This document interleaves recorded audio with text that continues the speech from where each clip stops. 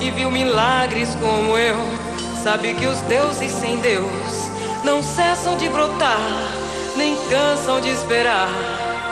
E o coração que é soberano e é Senhor não cabe na escravidão, não cabe no seu não, não cabe em si de tanto sim. É pura dança e sexo e glória, e paira para além da história.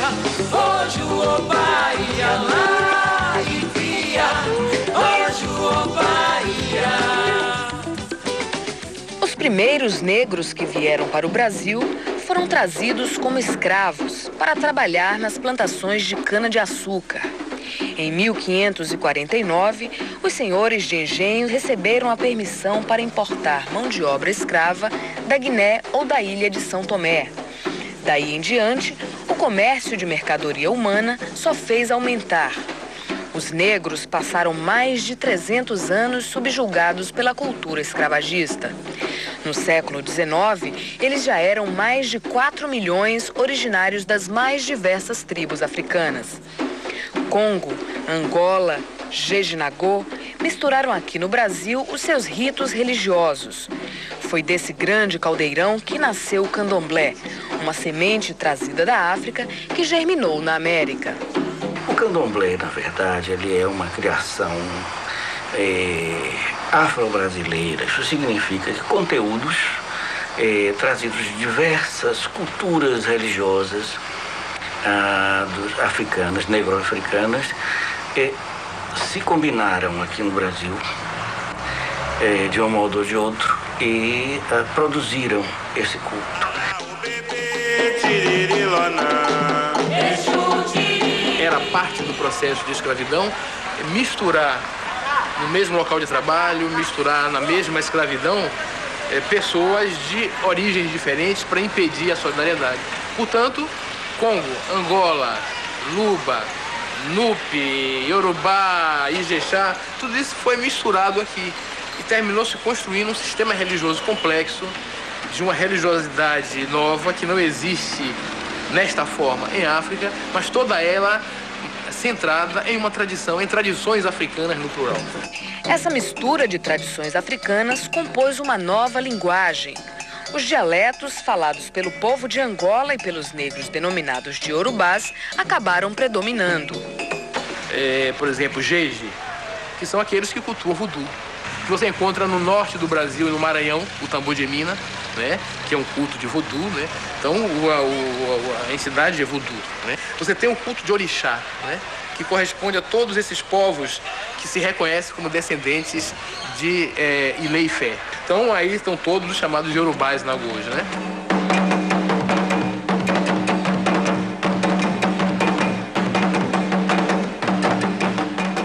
E você tem toda a tradição que aqui a gente chama de Congo-Angola, né, que é uma tradição de culto Nkici, né?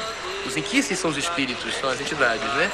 E que é todo um culto do Império do Congo, do antigo reino de Angola, de todos os povos mais ao sul, né?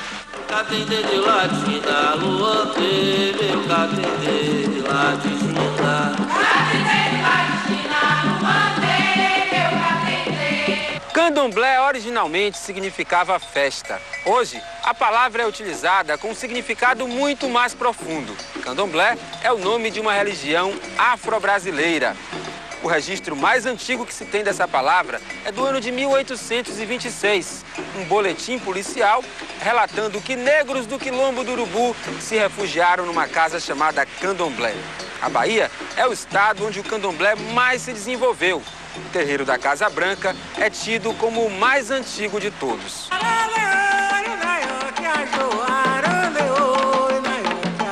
Conta a nossa tradição que a casa foi fundada por Yanassô, Yacalá e Adetá. Essa fundação teria acontecido em fins do século XVIII. Muitos dizem começos do século XIX, né? É incerto, não temos coisa certa. Apenas sabemos que foi uma grande casa de culto criada na Barroquinha, onde havia uma grande concentração negra.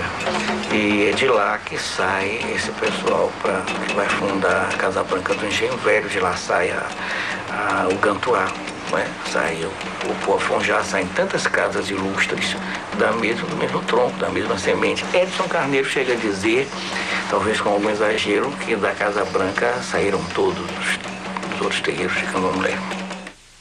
Os ritos de origem africana conviveram no Brasil com os cultos indígenas e com a religião católica. Nessa convivência, o candomblé recebeu muitas influências, mas nem sempre houve sincretismo, ou seja, a incorporação de símbolos das outras religiões. O que realmente é um sincretismo é esse grande sincretismo interafricano, né? De várias tradições religiosas, de locais diferentes, de nações diferentes, se organizando dentro de uma religião do candomblé. Esse é o maior monumento de sincretismo. O caboclo, a entidade indígena, é admitida dentro do candomblé de origem africana, reconhecido como dono da terra, como o primeiro ancestral. Tanto que ele dança de verde e amarelo, dança às vezes até com bandeira brasileira, para mostrar que ele era o dono da terra, o primeiro ocupante que merece a reverência. A Irmandade da Boa Morte de Cachoeira, cidade do Recôncavo Baiano, é um bom exemplo de como os negros, embora discriminados, respeitavam a religião cristã. A Irmandade, que nasceu na segunda metade do século XIX, nos últimos anos da escravidão, é formada por senhoras negras com mais de 40 anos, que são sacerdotisas do candomblé e devotas de Nossa Senhora. Você sabe que nós negras sempre temos o seu candomblé. Eu mesmo sou de Inhansã. Cada uma tem o seu orixá. Agora, dentro da Casa da Boa Morte, nós somos filhas de Maria.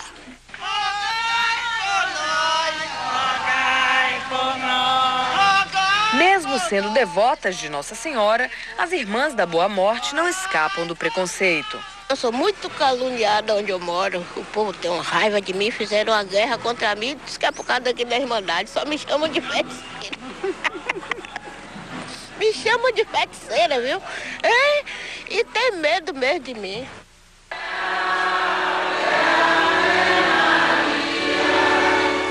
Hoje em dia, para abrir um terreiro de candomblé, basta ter bastante força de vontade e ter cumprido as obrigações com os santos. Mas nem sempre foi assim. Até a primeira metade do século XX, era preciso pedir licença à polícia para realizar os cultos. Não faltaram cenas de violência e muita perseguição.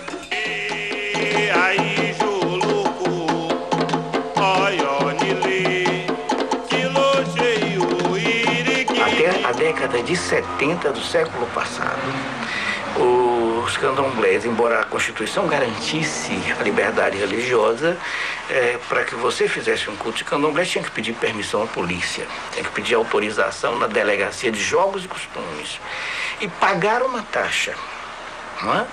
E ficava sujeito a represália se não fizesse isso. Por exemplo, o Pedrito Gordo, que foi o primeiro delegado, era um homem prepotente, violento com tudo, né?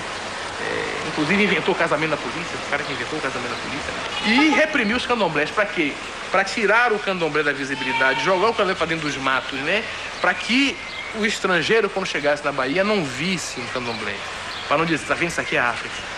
Ele queria mostrar o quê? Uma cidade que foi urbanizada, na beira da avenida, botava tudo parecendo com a França, com a Inglaterra, entendeu? Para tentar mostrar para o europeu que isso aqui era Europa e não era África.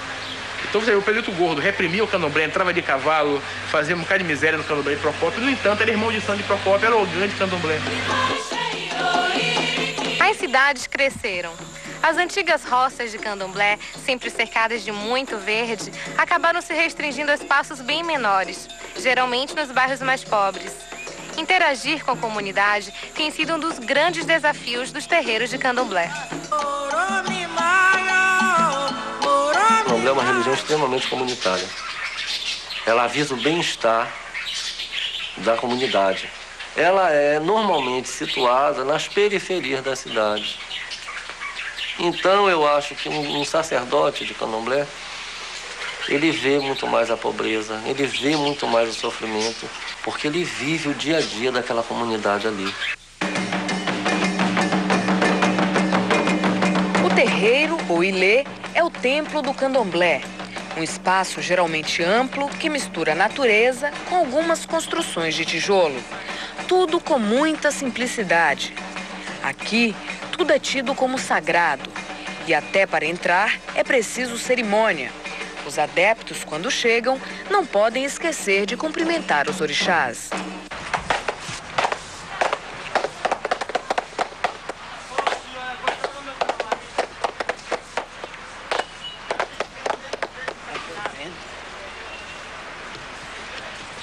Ogo, patacoe, acambele ogo.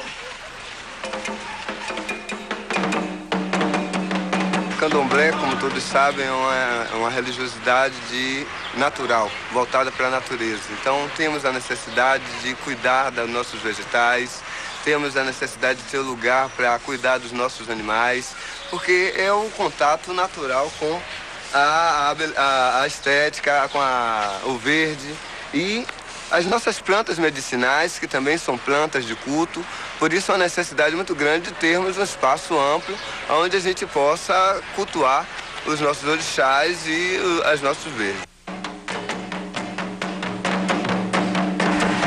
Esse é o nosso barracão, onde acontece o xirê, que é um momento de transição, né, da matéria para o espírito.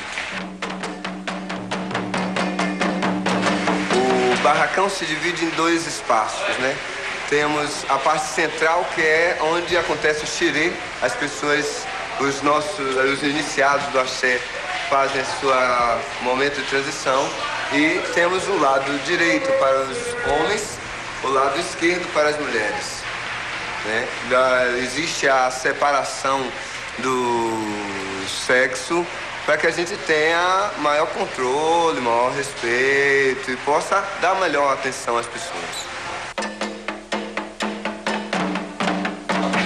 Nós temos quarto dos nossos orixás, temos cadeiras especiais para ogãs, babalorixá, o pai pequeno da casa, e também cadeiras que ficam ao redor do nosso salão para as pessoas convidadas que são da seita, que são da nossa religiosidade. Aqui temos o altar dos nossos instrumentos sagrados, né, onde os ogãs fazem toda a parte percussiva da nossa religiosidade. Está instalada a nossa cozinha tradicional, com fogão a lenha, né, porque temos a necessidade de fazer muita comida, porque é muita gente. Então, temos todo um momento de preparação constante dentro de casa, não só nos momentos festivos, mas na sua diária, né, na sua vida cotidiana, porque são constantemente pessoas transitando em casa.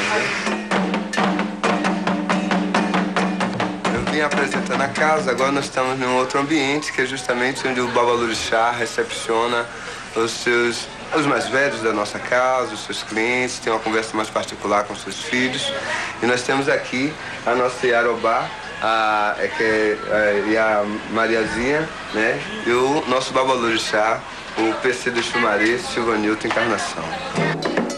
Para conquistar novos adeptos, o candomblé usa uma estratégia diferente da maioria das religiões. Você tem toda a estratégia de ganhar o novo fiel, tratando bem, fazendo uma boa comidinha, pra ele comer legal, dando nele um banho de folha para ele se sentir mais aliviado, né? Prestar algum serviço que ele reconheça que foi graças a esse banho de folha que a vida dele abriu os caminhos. Enfim, é uma coisa de agradar a pessoa para ela conviver, uma religião de convívio comunitário, e não uma religião de convencimento. A música no candomblé tem um grande valor. É o ritmo hipnótico dos tambores que provoca o transe no momento da incorporação. Os 3 atabaques, rum, rumpi e lé, têm o status de entidades sagradas, como os orixás. Não basta ser percussionista para tocar candomblé, que é totalmente diferente. Tem que conviver o ritmo, as cantigas, o ritual do candomblé. E mesmo que não é iniciado, pode aprender a tocar o candomblé. Agora é a convivência, né? Dentro do candomblé, com os ritmos, né? Com o som de cada instrumento.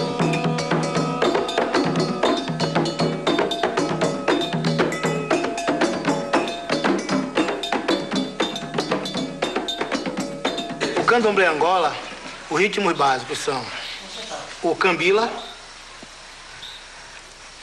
tem o barravento, o congo, o ijexá, e temos também o arrebate.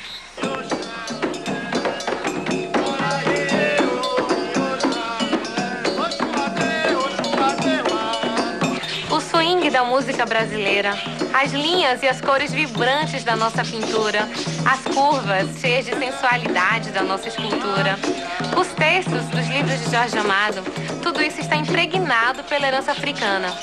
Não são poucos os artistas que buscam inspiração no imaginário rico e fascinante do candomblé.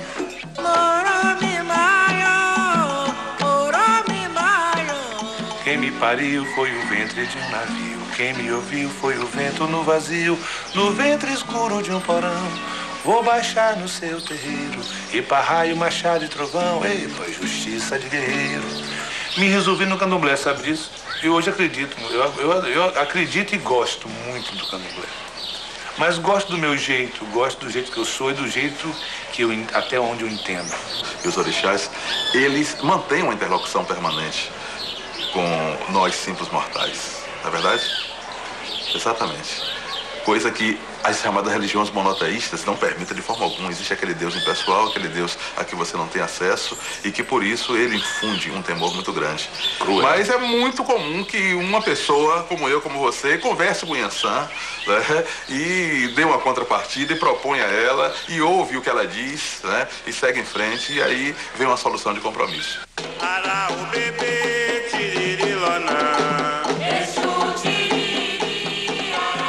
Eu, menino, já, sei lá, uns 13 anos, 12, 13 anos, onde eu vi os rituais, às vezes, do candomblé, principalmente na casa de mãe menininha, e eu tinha a oportunidade de ir conhecendo um pouco das histórias, de estar presente, de ver mãe menininha, às vezes, quando podia, jogava os bozos. Então, meu envolvimento foi cada dia mais marcante. Minha obra foi uma coisa automática, não foi uma coisa planejada, e que o tempo me trouxe esta marca dentro do meu trabalho.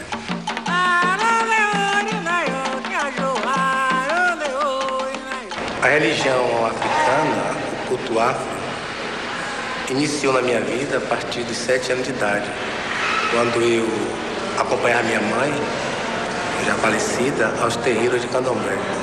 Quando eu comecei a pintar os orixás, eu tinha assim, muita afinidade. Eu já acho que eu já tinha aquela vontade de mostrar, acima de tudo, não só a figura dos orixás, mas também a riqueza que existe dessa cultura tão milenar que são os orixás.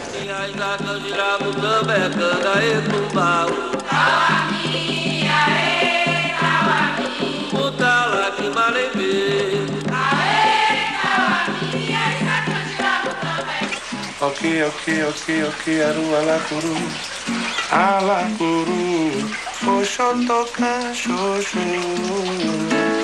Ok, aru alacuru, alacuru, oxotoca, xoxo. Quando ele fecha, não abre caminho, deixava pelo freio. Alacuru, oxotoca, xoxo. Na casa de barro, na casa de folha, alacuru, alacuru, oxotoca, xoxo. Quando ele fecha, não abre caminho, vou deixar a pele fresca. Alacuru, oxotoca, xoxo. Tudo que pode ser tocado, que está dentro do mundo tridimensional, faz parte do Ayê. Tudo que é imaterial, ilimitado, o mundo dos orixás faz parte do Orum. O Orum, como uma espécie de dimensão sutil, engloba o todo, inclusive o próprio Ayê.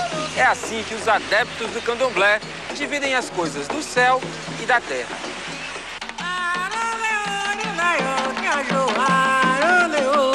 Bem e mal não são separados maniqueisticamente ou dualisticamente, melhor dizendo, como na maioria das religiões cristãs. Você não tem um antideus, que é o foco do mal, como é o diabo cristão, né? E um Deus de puro bem do outro lado, né? Você tem forças que podem ser usadas positivo ou negativamente, Você, quando entra no terreiro da Casa Branca do Engenho Velho, você pode ver uma frase escrita lá em Yorubá. Aquele que faz bem a si mesmo. Aquele que faz mal a si mesmo. Se tua consciência é clara, a mosca má enviada pelo mal não te faz mal. E axé é tudo positivo que você queira chamar de axé. No sentido de que a palavra ela tem uma extensão semântica absolutamente sem fronteiras para qualificar, para determinar, para informar tudo aquilo do lado que seja positivo. Os ensinamentos do candomblé não estão escritos em livros ou tábuas sagradas. São passados de geração em geração através da tradição oral. Olorum é o Deus Supremo, o Senhor do Universo. Cada orixá é um enviado de Olorum para cuidar das coisas da terra. Cada pessoa tem um orixá. Cada orixá tem uma personalidade. Segundo o candomblé, eles estão vivos e atuantes dentro e fora de cada um de nós. Orixá é uma palavra de origem iorubá que significa ori, cabeça, chá, guardião. Orixá é o guardião da cabeça. E as pessoas já nascem com seu anjo da guarda. Não é como na Igreja Católica, por exemplo, que você pode escolher um santo que você seja simpático e passar a ser devoto daquele santo. Arau bebê tiririlonã, Exu tiriri, arau bebê tiririlonã, Exu tiriri, arau bebê tiririlonã, Exu tiriri, arau bebê.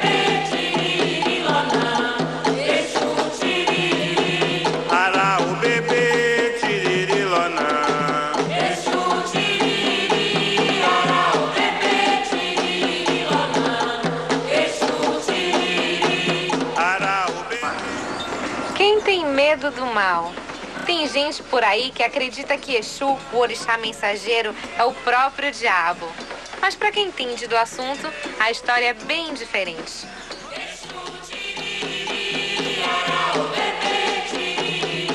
Exu, o povo vê Exu como algo ruim. Mas Exu só é ruim para quem é ruim para ele. Eu não sou ebombe, não sou mãe de santo, não sou ialorixá, não sou babalorixá, mas tenho uma concepção diante do candomblé ampla, imensa. Mas digo, não tenho medo de Exu, que Exu é orixá, é o primeiro orixá do candomblé. Foi Exu. Orungão, veio de Iemanjá, veio das águas, veio do surgimento. Que água é o surgimento? Exu é o orixá do caminho. Sem ele, a gente não faz nada.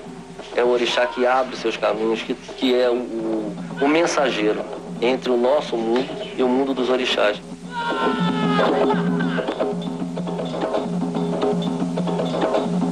Quem tem fé, reunião em Ogum, vê os caminhos abrir. Ogum, que eles cortam assim, estão mostrando que Ogum está cortando o mal que vem na frente. Ali está mostrando de olho aberto.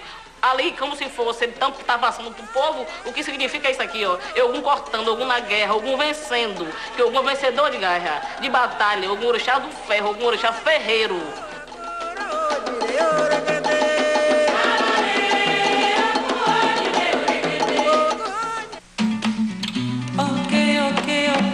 E Oxóssi, o Xogossi, o grande caçador, o rei da caça, o rei de Queto.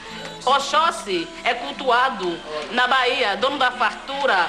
O povo que tem Oxóssi tem muito a vencer na vida. Então, ele, o Oxóssi do grupo Ojurire, demonstra o passo das caçadas, mostrando as caçadas, caçando, porque ele foi caçador, ele caçou para comer. Um caçador, como o Oxóssi responsável, não mata por matar, ele mata para comer. E é a lei do mundo, a lei do Oxóssi, só se mata para comer.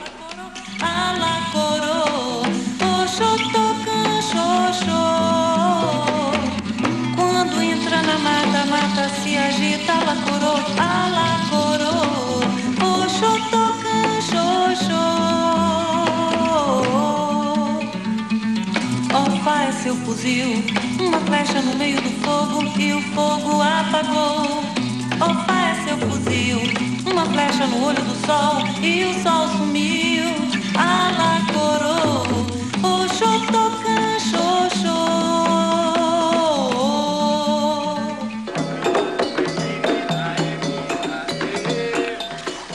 Ossan é o orixá das folhas.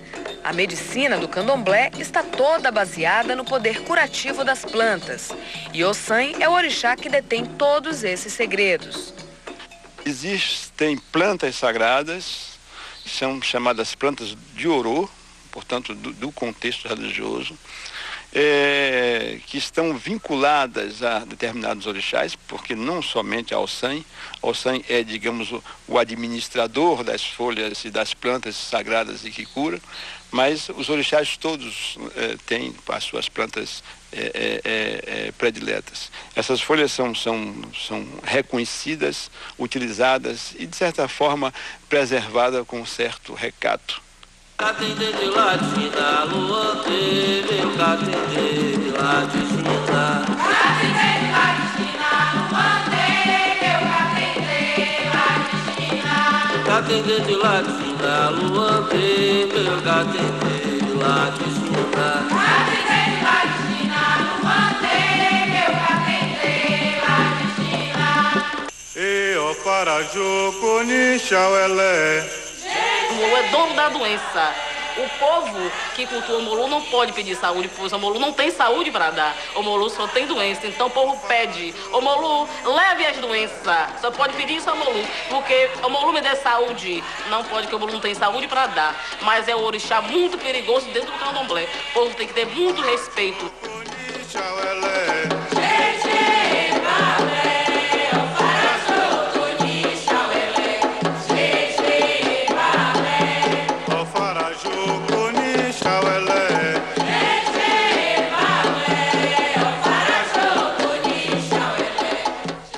O Oxumaré é efetivamente o arco-íris.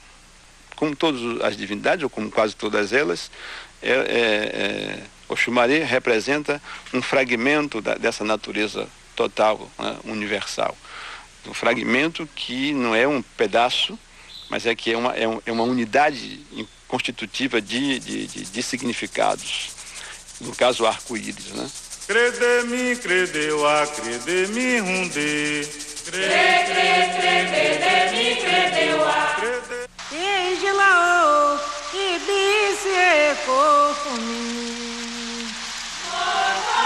Nanã é a orixá mais velha, ligada ao mito da criação do homem, que teria sido moldado em barro antes de ganhar a vida.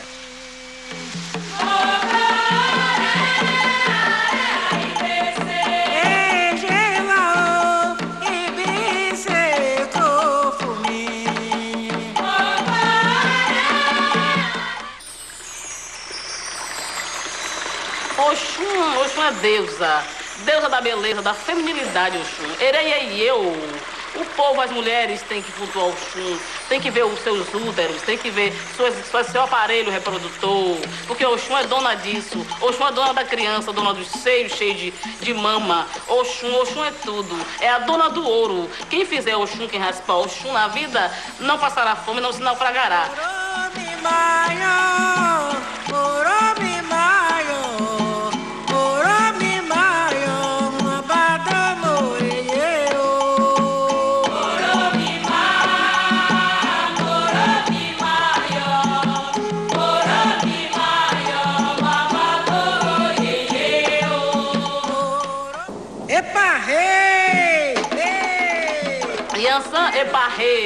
Eparrei a meçã, eparrei a funchó, a gembé, a funqué, olha a balé, olha a dejá, eparrei. Iansã, deusa do raio, deusa da tempestade. Iansã é tudo, uma guerreira amazona. Iansã foi a única mulher que foi pra guerra, desafiou as normas dos homens e foi, porque é o único orixá, Aborô. Aborô o que é Aborô? Aborô é o orixá que vai em Sirum. Iansã vai. Iansã é retada, Iansã é tudo. Iansã é grande guerreira, Iansã desafiou algum. Tanto que canta Heroiacotá, Megeia, Iansã e Ogum brigando. Um divide um em 9, outro divide outro em 7. Eles brigam porque um quer ser mais que o outro.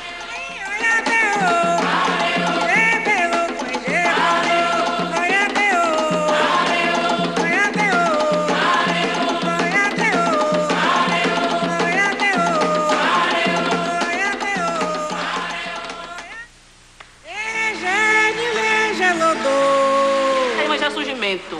Iemanjá é Iaori. Iemanjá é dona da cabeça do povo do mundo. Todo mundo, todo habitante que há na Terra, o planeta Terra, os seres humanos, os habitados da Terra, todos têm Iemanjá na cabeça, pois Iemanjá é dona da cabeça e a ori. Dos seios de Iemanjá que surgiram os orixás. Foi de Iemanjá que veio Exu, foi de Iemanjá que veio Ogum, foi de Iemanjá que veio Oxóssi, foi de Iemanjá que veio Xangô. Iemanjá criou o Molu, não pariu, mas criou. Iemanjá é mãe, Iemanjá cria. Iemanjá é tudo no candomblé, pra mim Iemanjá é tudo. Odoia!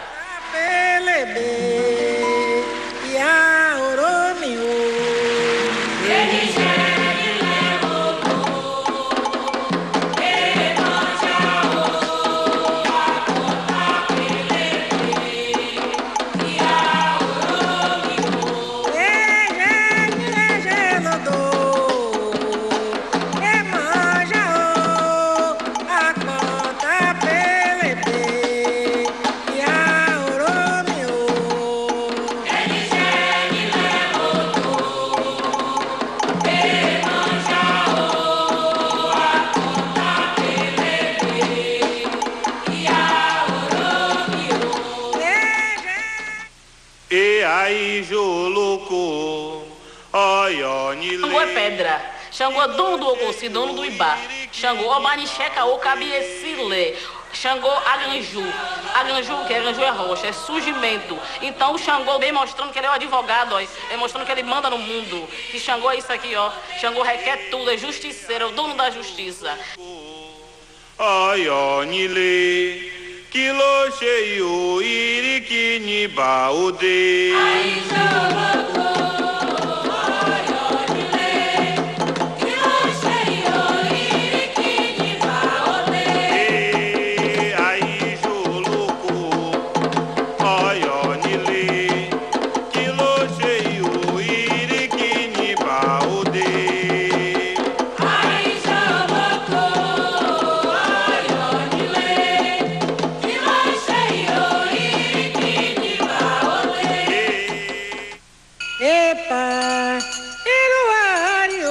Oxalá é o líder de todos os orixás. A ele, todos os outros devem obediência. Simboliza a paz e a sabedoria. Se manifesta de duas maneiras. Oxaguian, um Oxalá mais moço, o guerreiro da paz, e Oxalufã, quando aparece mais idoso e encurvado.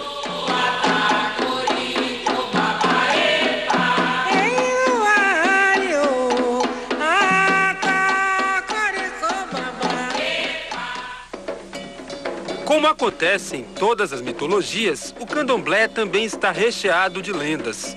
Uma das mais bonitas é a que fala do romance entre o caçador Oxóssi e a vaidosa Oxum.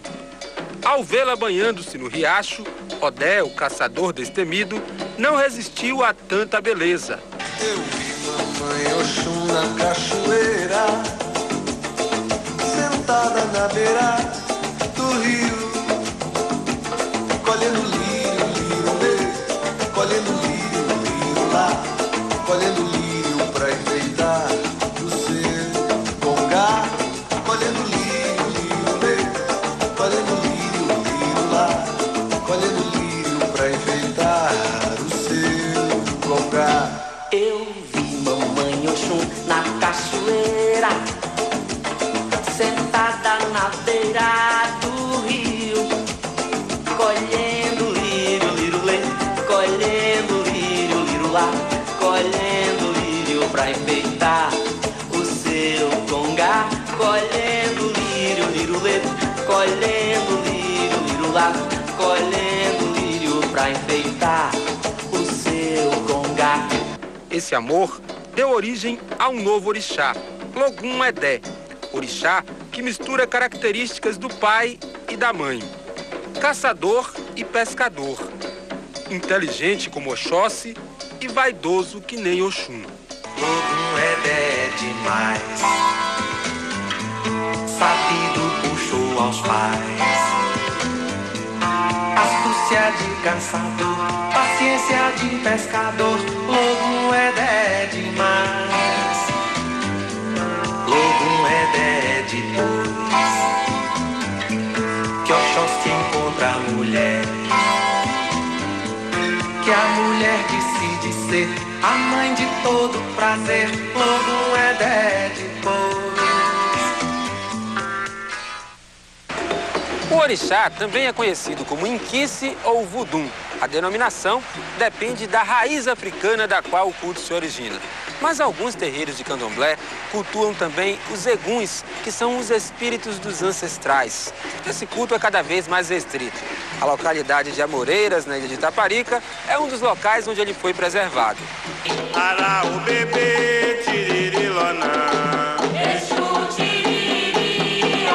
O orixá é um vento. Pega a pessoa, dança, tudo, a pessoa não sabe.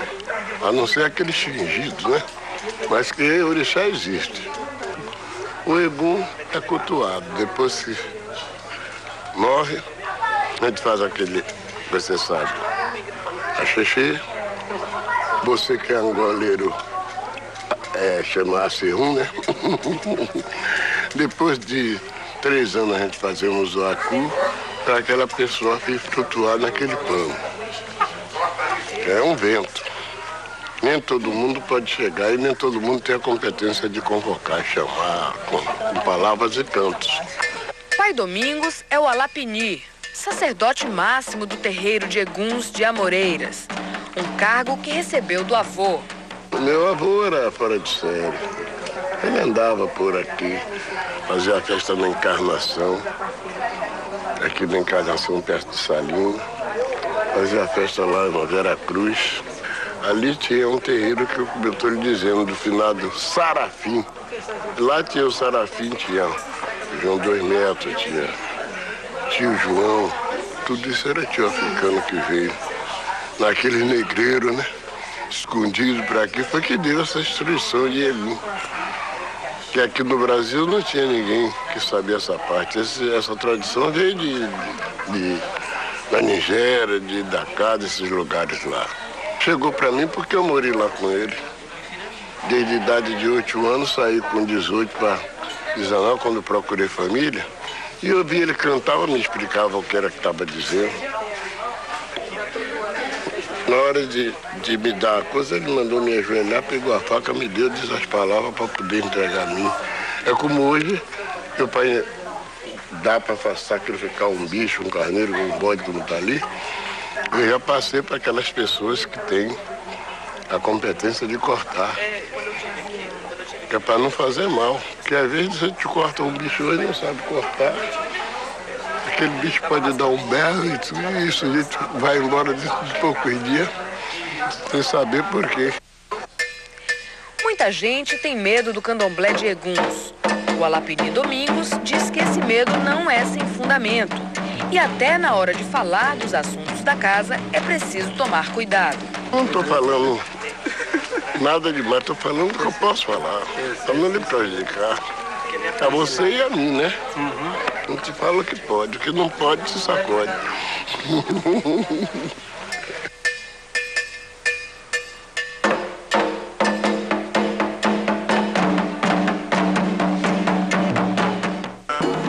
Respeito aos mais velhos, disciplina rigorosa, solidariedade. Estes são apenas alguns dos fundamentos que devem estar presentes na conduta dos adeptos do candomblé. Aqui, cada um tem uma missão que deve ser executada em benefício do conjunto.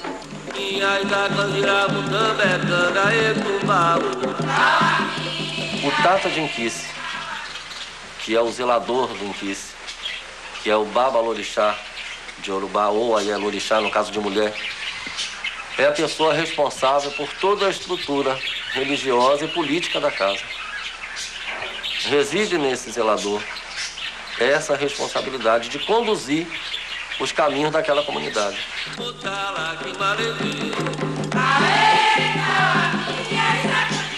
Abaixo, se pode se dizer abaixo, são as pessoas que são iniciadas, que têm uma missão em relação ao candomblé, mas que não incorporam, não entram em transe. Que no caso masculino, em Yorubá, é o Ogã, em Kikongo é o Tata, e a Ekede, em Yorubá, que em Angola é a Makota. São pessoas que têm compromisso com o orixá, passam pelo processo de iniciação de uma forma diferenciada, porque eles não entram em transe. Essas pessoas são responsáveis pela condução de toda a liturgia de candomblé quando o Pai de Santo está em transe.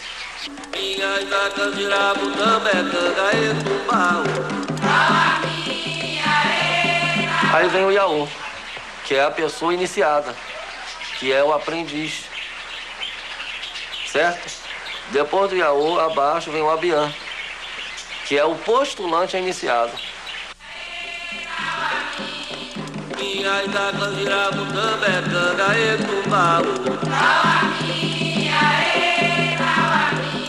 Contas, batas, saias, o traje no candomblé segue as regras do ritual. Cada um se veste de acordo com o cargo que ocupa no terreiro.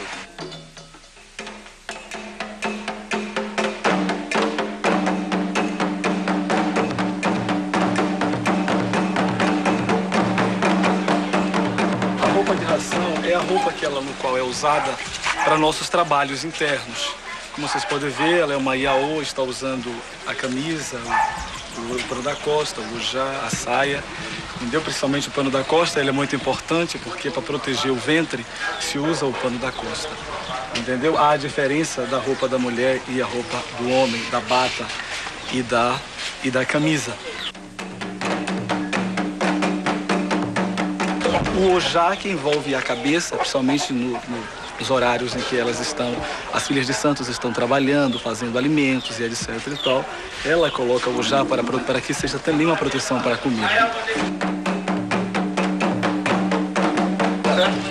A roupa masculina é usada para ogãs e filhos de santo de sexo masculino para os devidos trabalhos internos que é feito dentro das dependências da casa do candomblé.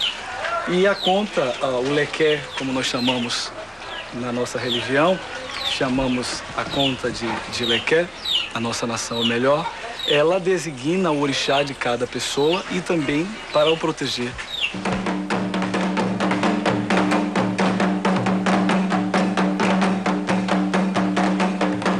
Os pés descalços são comuns porque nós temos uma ligação muito forte com a terra. Né? Então, por isso que nós temos que estar sempre descalços no terreiro, porque a energia vem da terra. Então é por isso que há necessidade de todos nós ficarmos descalços no terreiro e em todos os atos litúrgicos. A cor branca é uma cor forte, é uma cor que identifica bastante. No dia a dia a gente só usa branco porque ele caracteriza a roupa de ração. Ela deve ser unicamente branca. O preto, ele não deve ser usado unicamente, a pessoa se trajar toda de preto, se elementar toda de preto. Não é permitido no nosso povo, mas ele pode ser complemento de roupas, de cores, de estampas, em outras roupas, pode ser um complemento de uma outra roupa, de uma outra peça, sem causar nenhum transtorno para o iniciado ou adepto. Tem muita gente por aí abrindo casa de candomblé e dizendo que é pai ou mãe de santo. Os legítimos representantes da tradição dizem que é para ter cuidado com os falsos sacerdotes. O verdadeiro zelador de orixás passa por um processo de iniciação que exige muita dedicação e sacrifício. Se a pessoa tiver 50 anos de santo e não tiver vivido dentro de candomblé, ele não aprendeu. Por isso que a formação clássica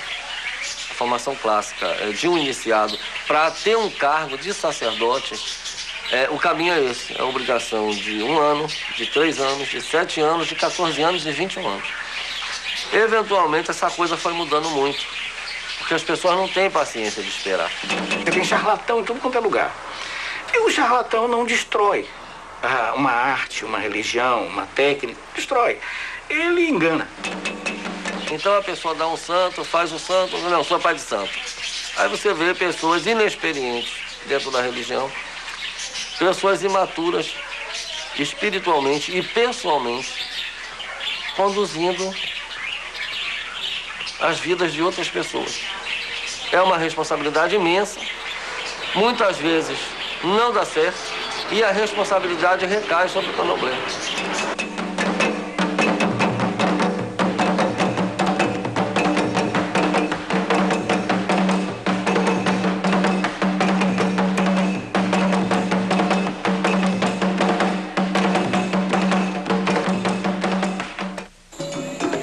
dependesse dos adeptos do candomblé, planta nenhuma seria retirada do seu ambiente natural se não fosse por uma causa muito importante.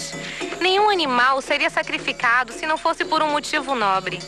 O respeito à natureza é a base de todos os ritos, desde o mais simples banho de folha ao mais complexo banquete dos orixás.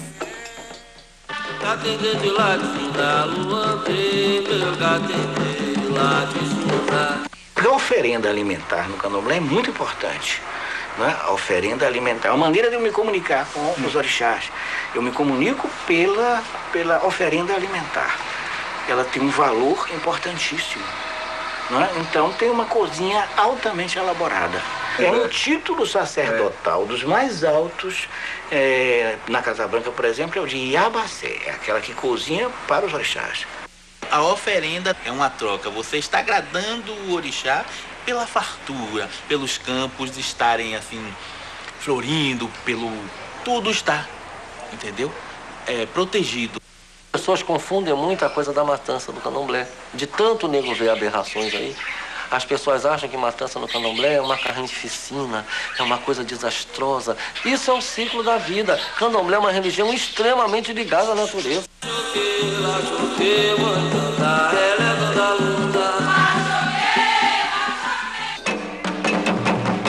O Ifá é sobretudo uma prática divinatória, né, de origem nigeriana, que se estende um pouco pela República Popular do Benin, e que consiste basicamente através de um equipamento oracular chamado Opeleifá, né, em se buscar respostas no mundo sagrado, no caso específico no mundo dos orixás, as mais diferentes questões que são postas pelos consulentes.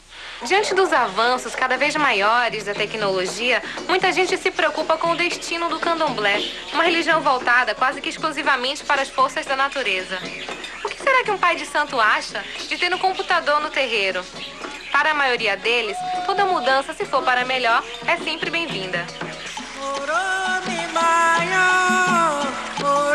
Se o homem adotar de inteligência consegue essas descobertas, ele tem que realmente utilizar, né, para o bem da humanidade, né, porque o computador não é só o site, nós podemos mostrar o nosso trabalho ao mundo, né?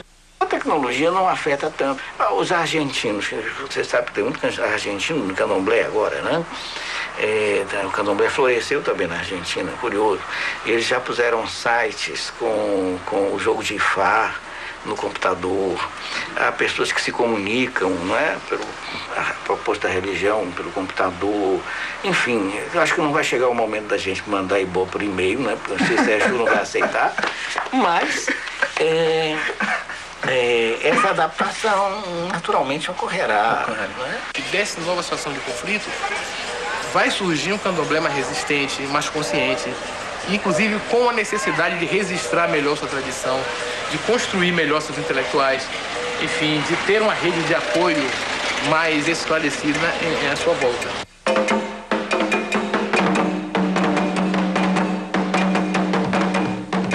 Algumas das sementes que vão garantir o futuro do candomblé estão sendo plantadas nesta escola de ensino fundamental que funciona dentro do Ileopô Afonjá, um dos terreiros mais respeitados de todo o país. Aqui, as crianças aprendem desde cedo na sala de aula o beabá da tradição africana.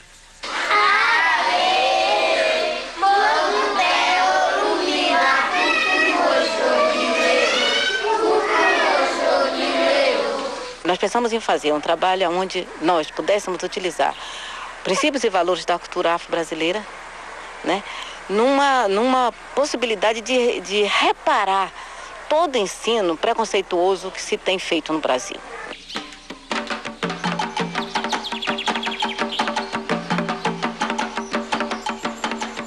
Primeiro a gente trabalha a questão de identidade cultural mesmo, né? Contar a história do povo delas, né? Para elas. Então elas ficam motivadas, procuram saber dessas histórias em casa, contar essas histórias em casa. Da onde é que eu vim? Quem é o meu povo? Por que eu estou contando essa história? Por que a Pro está me contando essa história? Contando a história do nosso povo, uma professora afrodescendente contando a história do povo dela para o povo dela. Eu penso que eles serão diferentes, né? E você vê que aqui não é proibido pisar na grama, não é proibido jogar lixo. Aqui a terra é de Onile, a terra é sagrada. A gente nem precisa proibir. O que a gente vê hoje, né? Tira o sujeito que está no terreiro de candomblé e diz que ele está indo para o inferno, tira ele e ele vai para uma igreja onde tem todo um processo de embranqueamento, né? E a minha alma é o principal, né? O que está dentro de mim, o que eu carrego, né? Ela sempre vai ser uma alma negra. E a minha alma é o principal, né? O que está dentro de mim, o que eu carrego, né? Ela sempre vai ser uma alma negra. Bahia, Iorubá, Iorubá, Bahia, Iorubá, Iorubá,